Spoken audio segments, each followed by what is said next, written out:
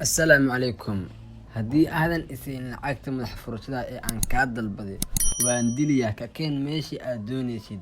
ووحا حدا قصة العالم كان عن كنون نحيد دعدوين كدرن أدو ميسي قرنجي طوين تدواد لغو هاي دادك مدوغا هبيل بامقان هدا اللحظي شلي أفدوبتين لعق بيد البدين وإرينو صولا لابتي دعدوين أي داد كان دروفتي هوري لدى على دعي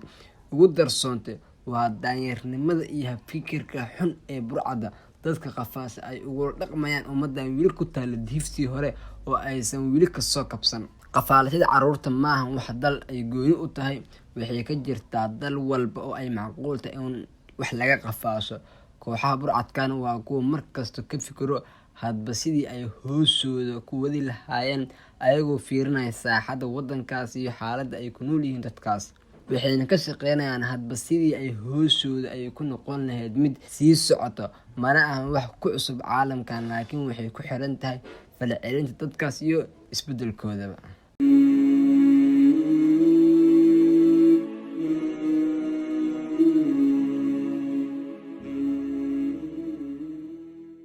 waxaa jira video aan duubay oo aan ugu hadlayay sababaha keenay in muslimiinta ay noqdaan kuwa hooseeyo iyo waxyaabaha ka dambeeya imtixaankooda iyo xalkii looga bixi lahaa haddaadan daawan muuqaalkaas fadlan soo daawo waa muuqaal muhiim ku ah in aad daawato waxaan soo dhigayaa description-ka ama ku dhufo muuqaalka kuu soo baxayo markuu videoga dhammaan rabo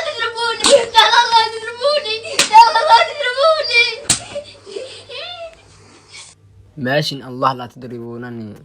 إليه درتيس هاي قراعنا إليه درتيس هاي قراعنا كلمة وكوها محمد فوز القضيفان هذا لقف كست بني آدني ما يكجر تحنون جنس قلوبتنا دعوة سونا مردقس وحوشني ماذا حق دقا إيا حاسدني ماذا قوة قفاشة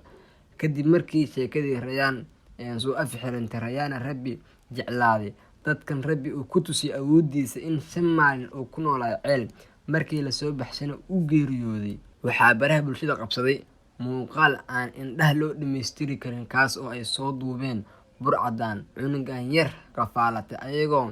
garaacay weliba si aan caadi ahayn asigoo wax dhar wadan hadalkiisana uu yahay ماشي الله لا تدربونني هاشتاج اللي تاجير يا محمد انقذوا الطفل فوز قضيفان انقذوا الطفل فوز قضيفان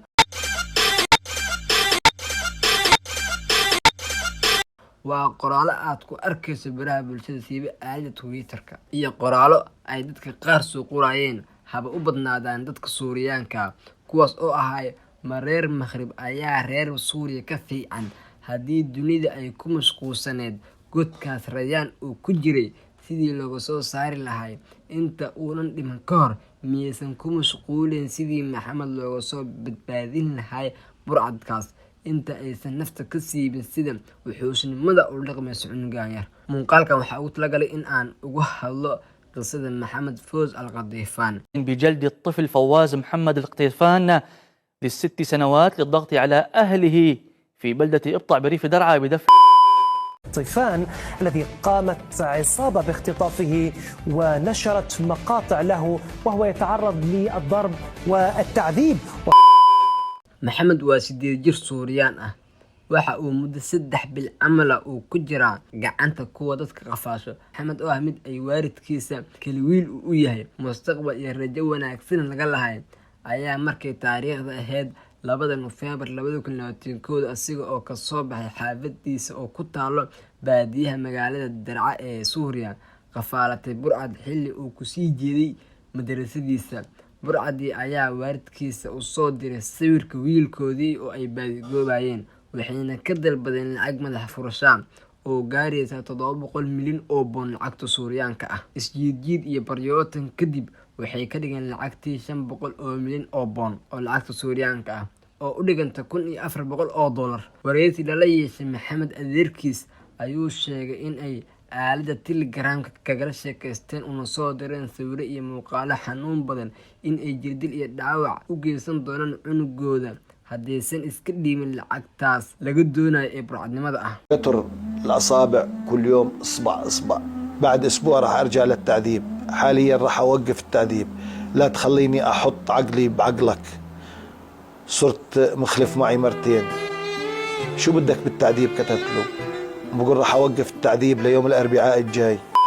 waxa uuna sheegay in ay gadeen wixii maal ahay oo ay haysteen sida boosaskii iyo dahabkii si ay u soo cishtaan cunugooda, laakiin ay dhameen tiradii la rabay kana dhimantay 300 oo milyan oo boon. waxa uuna hadalkiisa ku daray in ay u qabteen ilaa arbacada inay ku dhiibaan madax furashadaas. انقذوا الضيف الفوز قضيفان، انقذوا الضيف الفوز قضيفان. الله كصوبحي عدو سوق عنت وجرم وارد كيسان ربي هلك ولنسي سيفود برعدانا ربي هكيلا غفال شدودي قدام بيسي ربنا هكجازيه. قال الله تعالى ولا تحسبن الله غافلا عما يعمل الظالمون إنما يؤخرهم ليوم تشخص فيه الأبصار مهضعين مقنعي رؤوسهم لا يرتد إليهم ظرفهم وأفئدتهم هواء. والسلام عليكم ورحمة الله وبركاته.